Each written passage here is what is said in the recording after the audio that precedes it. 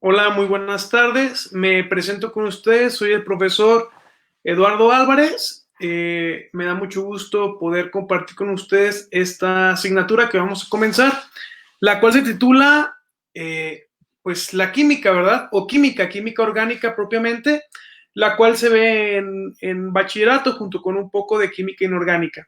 En esta ocasión vamos a iniciar nuestra asignatura a nombre de Hensford School. Les doy la bienvenida para que todos y cada uno de ustedes se sienta que va escalonando un pasito más hacia esta preparación para poder certificarnos como bachilleres. Bien, vamos a iniciar propiamente con un poquito de historia sobre esta asignatura o una pregunta detonante, ¿verdad? ¿Qué es la química? ¿Cómo nace la química y de qué se trata la química? Bien, la química, como todas las asignaturas, todas las materias, pues nace en la antigua Grecia, ¿verdad? Y se va a ir reforzando hacia la Edad Media con el uso de la alquimia. Recordemos que en la edad antigua, en la edad de Grecia, de los griegos, pues se preguntaban todos por el primer principio de la vida, ¿sí? ¿De qué estamos hechos? ¿Por qué vivimos? ¿Qué somos? Y ahí comienza a nacer la química, donde muchos empiezan a decir, no, pues somos del éter, somos de la materia gris, somos la materia negra, somos el primer principio matemático, etcétera, ¿sale? Todos empezaban a indagar cuál era el primer principio de lo material, de aquello que somos o por lo cual estamos constituidos. Y esto sabemos, obviamente, que lo atribuían a varios principios. El más natural o el que más utilizaban ellos, digo natural para ellos, era el éter, ¿sale? De ahí se va desarrollando la química a través de la alquimia, y en la Edad Media tiene su máximo esplendor con la alquimia. La alquimia, recordemos que eran sabios, personas sabias, que hacían o manipulaban los elementos que se iban encontrando, más que nada los metales, metales pesados y los metales no pesados o alcalinos, que ya después vamos a ver de qué se tratan estos tipos de elementos. Recordemos que estos alquimistas trataban de transformar unos minerales a metales y metales a otro tipo de metales preciosos, sobre todo. Querían transformar el cobre, el zinc, el estaño a oro, ¿verdad? A oro y a plata, que era el primer ámbito de estudio de la alquimia. Bien, y ahí nace la química antigua, o están los principios de la química. Para poder iniciar nuestra clase de química debemos de tener claramente dos conceptos. ¿Qué son? Primero, ¿qué es método y qué es ciencia? ¿Sale? Y después vamos a ahondar sobre el método científico, que sabemos que pues es el método, el camino o la herramienta que más se utiliza para poder hacer ciencia, sobre todo las ciencias exactas, las ciencias experimentales, como lo es la química. Bien, vamos a partir primero con lo que es ciencia. La ciencia es un conjunto de conocimientos sistemáticos, estructurados, obtenidos mediante la observación y experimentación.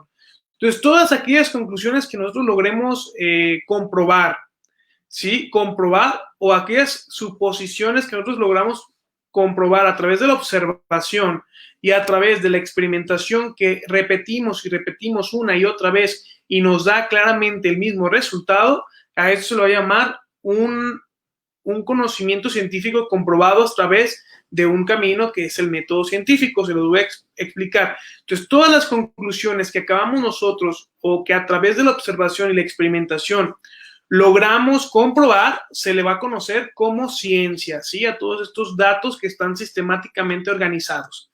Bien, por otro lado, tenemos lo que es un método. Método es una herramienta, o método puede ser el camino, viene de métodos, de la palabra griega, que significa camino para llegar a algún lugar. Entonces, un método va a ser el camino para hacer ciencia. ¿Cuál va a ser el método más utilizado en la química, en la física y en la biología? También, pues, vamos a utilizar el método científico. Entonces ya vemos qué es ciencia, que son los conocimientos que están comprobados a través de la experiencia y la observación, y sabemos que método es un camino para llegar hacia un lugar. Entonces sabemos que el método científico va a ser un camino para llegar a corroborar las conclusiones y estas sean ciencia, ¿sale? O catalogadas como ciencia o científico. Bien, el método científico, ¿cuál es la definición? Les voy a dar dos, una así muy rebuscada que vamos a decir, caramba, ¿y eso de qué se trata? Es el conjunto de normas por el cual debemos regirnos para producir con rigor una validez científica. En otras palabras, o de manera sencilla, es la herramienta de investigación cuya finalidad es resolver las preguntas o cuestiones sobre algún tema y corroborar si son falsas o si son verdaderas las conclusiones, ¿sale? Es decir, resolver las dudas, las tesis o las hipótesis. Tiene pasos este método científico, tiene algunos pasos, unos dicen que 5, otros dicen que 8, otros dicen que 7, pero en general es lo mismo, solamente unos desglosados, un poco más, pero nos vamos a quedar con estos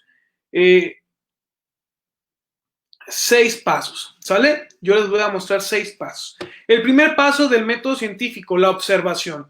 Observamos claramente qué es lo que vamos a cuestionar. ¿Qué voy a cuestionar? Oh, el cielo es azul. Ok, estoy observando, perdón, que el cielo es azul. Observación. Luego viene segundo paso, la proposición, es decir, la duda. ¿El cielo es azul? ¿Sí será azul el cielo? Segundo paso. Después de la observación, la proposición. Luego sigue la hipótesis. Voy a suponer, el cielo es azul siempre que el sol está alumbrando. ¿Ok? Bien, una hipótesis. Y después de ese tercer paso, que es la de la hipótesis, vamos a hacer un cuarto paso, que es verificar si mi hipótesis es correcta y también experimentar para ver si realmente estoy en lo cierto. Por lo tanto, voy a ver, ¿el cielo siempre es azul? No, en la noche es negro, pero en el día, ¿por qué es azul? Y vamos a experimentar. Porque cuando se nubla, el cielo no se ve azul. Bien, aunque está el sol. Ok, entonces vamos a empezar a verificar y experimentar. Luego a demostrar, no, el cielo no es azul, el cielo únicamente es el reflejo de los mantos acuíferos del mundo, del planeta, o sea, de los océanos, de los lagos y de los ríos, por eso se ve el cielo azul. Recordemos que 3/4 partes de nuestra Tierra pues son aguas, son mantos acuíferos, perdón, y por lo tanto es el reflejo de la luz del sol lo que produce el color del cielo. Ya demostré y llego a mis conclusiones. ¿Sí? Ya puedo dar mis conclusiones y los pasos que utilicé para poder llegar a este conocimiento. Bien, ya entramos de lleno a la ciencia, especialmente a la química. Necesitábamos tener claro que era, por supuesto, el método científico y también lo que era, por supuesto, la ciencia, perdón, propiamente la química, la ciencia y el método, y propiamente los pasos del método científico. Bien, hasta aquí hemos terminado el primer tema sobre nuestra clase. Vamos a comenzar primero preguntándonos algo indispensable. Necesitamos preguntarnos en nuestro segundo tema, ¿qué es la materia? ¿De qué están hechas las cosas? Retomar esa misma pregunta que se hacían en la antigüedad los griegos. ¿De qué están hechas las cosas? ¿Por qué están hechas las cosas? ¿Sí? ¿De qué se trata esto? Ok, entonces vamos a iniciar con una presentación que les preparé en PowerPoint para saber qué es el átomo, qué es la materia, y recordemos que toda la materia, todo cuanto existe, que sea físico, está compuesto de materia, ¿sí? La materia es aquello que existe y es tangible, es decir, se puede tocar, se puede permear, se puede observar. Tal vez no con nuestros mecanismos de observación natural que son los ojos, pero sí a través de otros mecanismos. Por ejemplo, nadie puede observar un átomo, pero a través de medios, pues como los telescopios o los microscopios, podemos ver a través del microscopio propiamente lo que es un átomo. Y eso no significa que porque no lo podamos ver naturalmente, no sea material o físico, ¿sale? Bien, entonces, seguimos con esto. Voy a compartir la presentación y ustedes me van a seguir escuchando. ¿Qué es el átomo? Bien, recordemos que toda la materia, todo lo que está hecho, todo lo que podemos tocar, palpar, o todo aquello que sea perenne está compuesto por átomos. El átomo es la unidad más pequeña de la materia y está conformado por un núcleo y una corteza, ¿sale? Todos los átomos se suponía que es la parte más indivisible de la materia. Si nosotros llegáramos a agarrar un pedazo de papel y empezamos a doblar, hasta donde ya no podíamos dividirlo, eso sería un átomo, ¿sale? Obviamente, pues sabemos que el átomo va a una medida microscópica, ¿sale? Bien, entonces seguimos con esta presentación.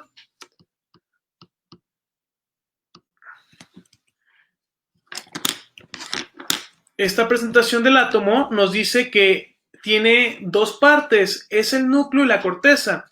El núcleo es la zona central del átomo que contiene a los protones, que son partículas de carga positiva, y a los neutrones, que son partículas sin carga eléctrica. Recordemos que hay tres compuestos o tres elementos que componen un átomo, ¿sí? De hecho, son cuatro. Primero tenemos al electrón, al protón, al neutrón y al quarks, ¿sí? El quarks es la partícula más pequeñita que existe en un átomo.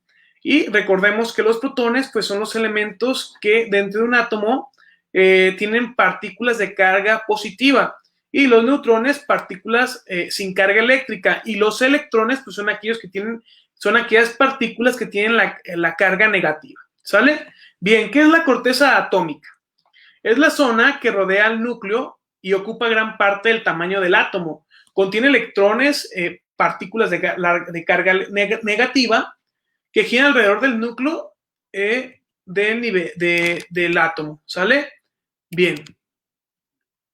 Los átomos tienen niveles de energía, ya vimos, son 4 niveles de energía. En el primer nivel hay 2 electrones, en el segundo nivel hay 8 electrones, en el tercer nivel hay 18 electrones y en el cuarto nivel hay 32 electrones. En las próximas clases vamos a aclarar esto de la cantidad de electrones dentro de un átomo. Solamente quiero que se queden con esto, que los átomos son la partícula más pequeña de lo que está compuesto la materia, ¿sí? Y que este átomo, pues también se puede dividir un poquito más porque está conformado de electrones, protones, neutrones y quarks, y que cada uno de estos, pues, tiene niveles de energía. En el primer nivel de energía hay 2 electrones, en el segundo 8, en el tercero 18 y en el cuarto 32. ¿Sale? Bien, después vamos a ver un poquito más adelante lo que es el número atómico. El número atómico es el número de protones que posee el átomo, que es igual al número del núcleo en los electrones presentes en la corteza. Ya después lo vamos a ver un poquito más adelante esto, pero váyanse familiarizando con este concepto de número atómico, ¿sale? Y el número de la masa, pues, es la suma de protones más neutrones del núcleo del átomo, es decir, toda la masa, todo lo que pese, todo lo que está constituido el átomo, lo vamos a realizar a través de la suma de protones y de neutrones. Después, con su tabla periódica, que se los voy a pedir, vamos a ver dónde está situado el número atómico y el número de masa de cada elemento, ¿sale? Bien, entonces hasta aquí la primera parte sobre nuestra clase de química, lo que es el átomo, ya está concluida. Vamos a seguir viendo un poquito el átomo de todos modos, pero su evolución, su desarrollo, ¿sí? Vamos a ver que su desarrollo, pues, es impresionante, y acabamos de resolver esa cuestión que está en pantalla. ¿Cómo está formada la materia? ¿Cómo está formada la materia? Yo les quiero preguntar, ¿ya saben cómo está formada la materia? Sí, profe, la materia está formada a través de átomos. Bien. Entonces, decía un filósofo griego, se llama Demócrito, que la materia, pues, está conformada de átomos, y que el átomo significa lo más indivisible, lo más pequeño de un objeto, ¿sale? Luego, Aristóteles decía que la materia, la naturaleza, está conformada por 4 elementos: tierra, agua, aire y fuego, ¿sí? Entonces, las ideas de Demócrito no eran admitidas. En cambio, Demócrito sí tenía razón. la materia estaba formada por átomos, por partículas indivisibles muy pequeñas, y no tanto por tierra, agua, aire y fuego, como decía Aristóteles, que también, porque cada uno de esos elementos está conformado por átomos, ¿verdad? Pero la materia está formada por átomos, no se les voy a olvidar. Entonces, puede decirse que la química nace como ciencia a finales del siglo XVIII, a principios del siglo XIX, con la experimentación cuantitativa de numerosos procesos químicos de Lavoisier. No se les va a olvidar a Antonio Lavoisier, que es aquel que va a crear la tabla periódica, ¿sale? Proust y Dalton. Estos últimos, Proust y Dalton, son aquellos que van a ser modelos atómicos primarios, no como los que tenemos ahorita, pero fueron los padres de esta ciencia de la química, ¿sí? Y tuvieron que pasar 20 siglos para que un químico inglés llamado John Dalton retomara las ideas de Demócrito y publicara en 1808 su famosa teoría atómica, ¿sí? ¿Qué dice Dalton? La materia no es continua, sino que está formada por partículas indivisibles llamadas átomos, entre las cuales no hay nada, está vacío. Esta es la teoría de Dalton. Vamos grabándonosla y grábense bien: Lavoisier, Antonio Lavoisier, Proust y Dalton. ¿Sale? Bien. Seguimos entonces adelante.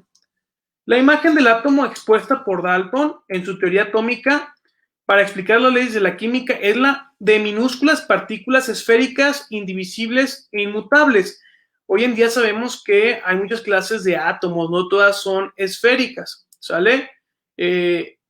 Pero podríamos decir que sí hay muchísimos tipos que son esféricas, la mayoría. Bien. Dalton, no se les va a olvidar este nombre, por favor. Dalton es importantísimo en la química, ¿sí? Luego Thomson descubrió unas partículas más pequeñas que giraban alrededor del átomo y que tenían una carga negativa y formaban electricidad, y a estas las llamó electrones, que recordemos que los electrones les dan la consistencia al átomo, ¿sale? Es la energía que utilizan para mantenerse estables. Luego, pues obviamente estos electrones tenían una carga negativa, y luego vio que existían otros tipos de elementos, de partículas que tenían carga positiva, que al estar continuamente en unión estos dos tipos de electrones y protones formaban una perfecta estabilidad en la materia. Y por supuesto también los neutrones, que trataban de consolidar o hacer consistencia entre los electrones y protones. Por eso la materia puede estar estable. Por eso la materia puede tomar cuantas formas sean necesarias. Un teléfono celular puede tomar una forma de pluma, incluso de un ser humano, ¿verdad? Porque todos estamos conformados de materia, todos estamos hechos de átomos, ¿sale? Bien. Pues nada más, otro modelo importantísimo es el de Rutherford. Él dedujo que el átomo debía estar formado por una corteza con electrones girando alrededor de un núcleo central cargado positivamente, es decir, de protones, junto con los neutrones. Bien, entonces esto es lo que yo les estoy compartiendo sobre los electrones, Rutherford, Dalton y Lavoisier, Antonio Lavoisier. No se les va a olvidar, porque él es el padre de la tabla periódica, incluso de la tabla periódica que nosotros utilizamos actualmente. Este es el modelo atómico de Bohr, otro modelo también interesante y muy actual, donde nos muestra la imagen, si ustedes la pueden ver ahí, del átomo, y su corteza es un núcleo. Dice el núcleo, en el núcleo están los protones y están los neutrones, y los electrones están girando alrededor del átomo, ¿sale? Bien, entonces hasta aquí terminamos con lo que es nuestro átomo y su estructura. ¿Dudas hasta aquí? Pues ojalá me puedan comentar ustedes cuando ven el video a través de WhatsApp. Seguimos con otro tema bastante interesante, diría yo bastante interesante porque es agradable. Entonces, el siguiente tema que vamos a nosotros a ver es la materia, ¿sí? La materia, ¿qué es la materia y cuáles son los estados de agregación de esta materia? Espero que les vaya a agradar. Tomen nota, por favor, son temas importantes. Y vamos a ver un poquito sobre la clasificación de la materia, ¿sí? La materia es aquello de lo cual está hecho toda la realidad, ¿sí? Toda la realidad tangible, palpable y concreta, es decir, la que podemos experimentar a través de nuestros sentidos, ¿sale? Bien, incluso la que no podemos experimentar a través de nuestros sentidos, ¿por qué? Porque son muy limitados, pero hay especies de animales que pueden lograr ver lo que nosotros no vemos, escuchar lo que nosotros no oímos, etcétera, ¿verdad? Bien, entonces, vamos a ver la clasificación de la materia y sus estados de agregación. Esto está muy interesante. Bien, a mí me gusta bastante sobre los estados de agregación de la materia, qué es la materia, etc. Bien, entonces los voy a compartir para que ustedes también puedan ir observando esta presentación. A mí me gusta mucho, pongan mucha atención sobre los estados de agregación de la materia. Bien, la materia, como ya dijimos, es aquello por lo cual está hecho toda la realidad, ¿sí? Toda la realidad palpable, latente, concreta, ¿sí? Todo aquello que tú veas y puedas experimentar de ello es material, ¿sí? No nos vamos a meter ahorita en otro tipo de asignaturas, pues si no estamos viendo química, van a decir, bueno, profe, y el amor y el alma. Bueno, ahorita estamos viendo química, cómo están conformados los cuerpos y la realidad, ¿sale? A través de la materia que está conformada de átomos con sus elementos respectivos, neutrones, protones, electrones y quarks. Bien, entonces seguimos. La materia se representa de las siguientes maneras, ¿sí? Tiene 5 estados de agregación. La materia se presenta en 5 estados o formas de agregación. El primero, el sólido, y lo hemos visto, ¿no? Todo aquello que podemos palpar y no cambia en su forma. Luego, lo líquido, pues lo líquido tenemos el agua, el aceite, cualquier mezcla acuosa, ¿sale? Y tenemos el gaseoso. Existen varios gases dentro de la naturaleza y también sintéticos que nosotros vamos creando.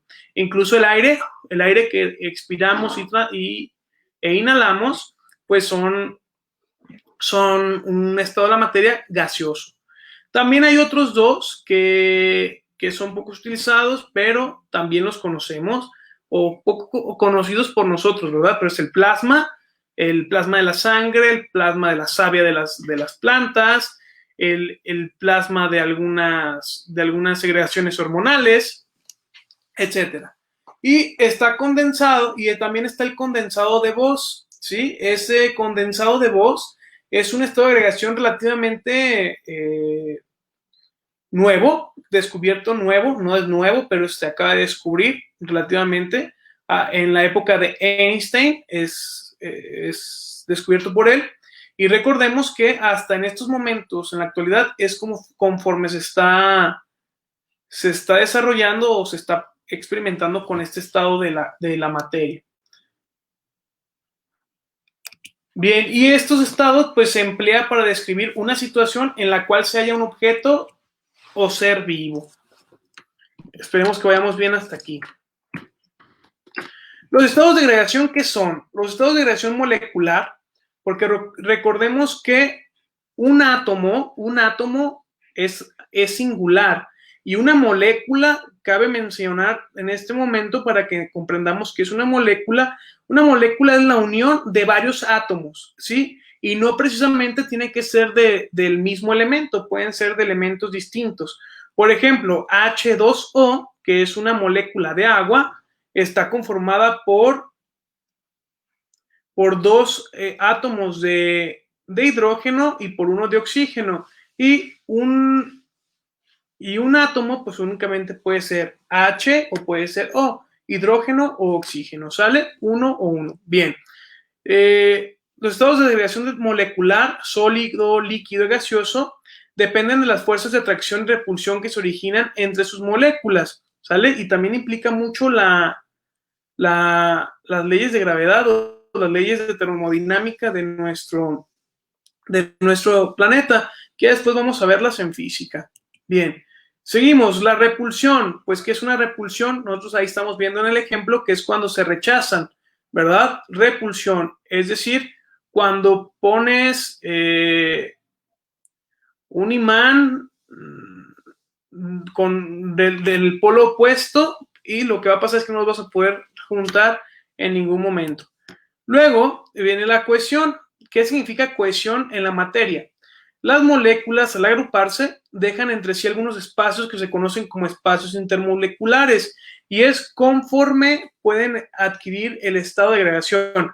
En el líquido obviamente no están todas apeñuscadas como en el sólido e incluso también tienen cierto movimiento porque se van transformando. Igual en el gaseoso, como podemos ver en las imágenes. Vemos aquí otra imagen donde se ve el sólido, líquido, el gas y los espacios. Aquí hay una ley que es la ley de energía cinética, pero ahorita no la vamos a tocar hasta que veamos física. ¿Sale? ¿Qué es el estado sólido? Pues la fuerza de cohesión molecular es mayor que la fuerza de expansión. Los espacios intermoleculares son estrechos y el movimiento de las moléculas es lento y recorren poco espacio. Por eso no cambia la forma, porque hay poco movimiento entre las moléculas, ¿sale? Por eso siempre va a conservar su figura, una caja, un cuaderno, una mesa, un cuerpo, etc. Y tenemos algunas características de los sólidos. Tienen forma y volumen definidos. Hay cuadrados, rectángulos, triángulos, romboides, etc. Tienen una cohesión, una atracción, están comprimidas sus moléculas, hay vibración, ¿sí? Tienen forma definida o rígida, no pueden comprimirse, no puedes sacar una piedra y comprimirla, son resistentes a fragmentarse, poseen volumen definido y no fluyen, obviamente no fluyen porque no son líquidos. El estado líquido, donde la fuerza de cohesión es igual a la de expansión, el movimiento de las moléculas ha aumentado, así como los espacios intermoleculares, ¿sale? Y sus características, es decir, en el estado líquido las moléculas tienen más espacio y también pueden moverse un poco más rápido, por lo tanto, se fluyen, se expanden, pero no son ligeras porque siguen de una manera compactadas, ¿sale? ¿Cuáles son las características de los líquidos? Pues tienen una cohesión menor, están menos fragmentados, tienen movimiento de energía cinética un poco más amplio, por eso parecen ondulantes los líquidos, no poseen una forma definida, sino que toman la forma del recipiente en el que están, ¿sí? Toda la forma de la superficie, toma la forma de la superficie del recipiente en el que lo contiene, lo repito una vez más, en el frío se comprime, ¿sí? Excepto el agua. El agua en el frío no se comprime. El agua en el frío tiene una excepción porque el agua en el frío se congela, se solidifica, cosa que no sucede con otros tipos de líquidos. Ya veremos con cuáles sí, con cuáles no después. Posee fluidez a través de pequeños orificios, es permeable, recordemos que es permeable. Tú pon agua en un pedazo de tela y sigue a manera lenta, pero sigue fluyendo. Y puede presentar difusión, es decir, puedes moverla, puede estancarse, etc. El estado gaseoso. La fuerza de cohesión es menor, no hay casi unas partículas que estén unidas, están todas divagantes, razón por la cual el movimiento de las moléculas es intenso, completamente intenso, y los espacios intermoleculares son amplios, es decir, por eso inmediatamente nos llegan los olores, ¿sale? ¿Por qué? Porque este estado gaseoso nos va a estar indicando que hay mucho movimiento molecular, por eso percatamos de los olores, por esto hay unos gases que no tienen olor, pero son muy volátiles, es decir, se mueven bastante, son muy agresivos, porque volatilidad no solamente se refiere a que puedan ser inflamables, no, tiene que ver con la agresividad en su movimiento molecular. Y algunas características son casi no hay cohesión, no están fragmentados, no tienen forma definida. ¿Quién me puede decir de qué manera es el gas? Pues no sabemos, o el vapor. Su volumen solo existe en recipientes que lo contengan, como los tanques, algún cilindro, etc. Y pueden comprimirse fácilmente. El estado de plasma. ¿Qué es el plasma? Pues es un tipo de gas en el que los átomos se han roto, formando por electrones negativos y iones positivos. Hagan de cuenta que se destruyó un átomo. Cuanto más caliente esté el gas, más rápido se mueven sus moléculas y átomos. Y a muy altas temperaturas las colisiones entre los átomos. Digamos que el plasma es como entre un gas y un líquido. Un gas liquidoso. No tiene forma y volumen definido. Puede formar estructuras como filamentos, rayos y capas. forma la mayor parte de las materias en el universo y forma parte de las estrellas. Sus partículas están cargadas eléctricamente y no poseen equilibrio electromagnético. Son buen conductor de electricidad. ¿Sale? Y por último, el quinto estado de agregación, el condensado de Bose-Einstein o de Bose-Einstein, ¿sí? Como ustedes lo quieran pronunciar. Este estado se consigue a temperaturas cercanas al cero absoluto, es decir, a casi congelamiento, que recordemos que el cero absoluto son menos 273 grados, ¿verdad? Y formando un superátomo. Y esto es el condensado de Bose, que lo podemos encontrar pues, en algunos lugares del planeta. Y la materia puede pasar de un estado a otro. ¿Sí? Y a este tipo de cambios se les llama fusión, vaporización y sublimación. ¿Sí? De sólido a gas lo vamos a sublimar. Se llama sublimar. Para que un sólido se transforme en gas, tiene que pasar por un proceso de sublimación. Aquí lo vemos en la imagen. Para que un sólido pase hacia un líquido, se va a llamar fusión, ¿sí? Es decir, vamos a fusionar la molécula para que llegue a un estado líquido. Y de líquido a gas, pues es más conocido, ¿no? Como vaporización. Se evapora, se vaporiza. Bien. Y también tiene otros procesos al revés. Si quiero pasar de un gas a líquido, se llama licuación. Por eso nuestro tanque de gas, del Z-Gas, dice gas licuado. ¿Sí se han fijado? Porque ha pasado por un proceso de licuación donde se transforma el gas a líquido. Y luego el líquido, para poderlo hacer sólido, se llama solidificación. Entonces, cuando tú metes en tus recipientes la gelatina al refrigerador, lo que estás haciendo es un proceso de solidificación. O cuando metes tus vasos con agua y se congelan al congelador, pues estás haciendo un proceso de solidificación, ¿sale? Y de gas a sólido estás haciendo una sublimación inversa, ¿sale? Que vas a unir todas las moléculas de todos los átomos de las moléculas y los vas a comprimir hasta que formen un sólido. Bien. Conclusión de este tema. Al conocer más sobre los estados de agregación de la materia, se puede comprender los fenómenos presentes alrededor de nosotros, cuando se evapora el agua, cuando llueve, cuando cae granizo, etc. ¿Sí? Y sabemos cómo se comportan respecto al cambio de temperatura o presión, teniendo como resultados el poder reforzar un cambio de estado a otro. Bien, entonces aquí les dejo algunas referencias de dónde lo saqué, si gustan ustedes pues ampliar su conocimiento. ¿Cómo vamos hasta aquí? ¿Dudas? ¿Se les ha hecho difícil? ¿Se les ha hecho fácil? Ustedes díganme, por favor. Esta es la primera parte de nuestra clase. Les voy a dejar el siguiente video. Les voy a ir enviando este video. Y les anexo la actividad de estos dos temas que hemos visto hasta el día de hoy. Gracias.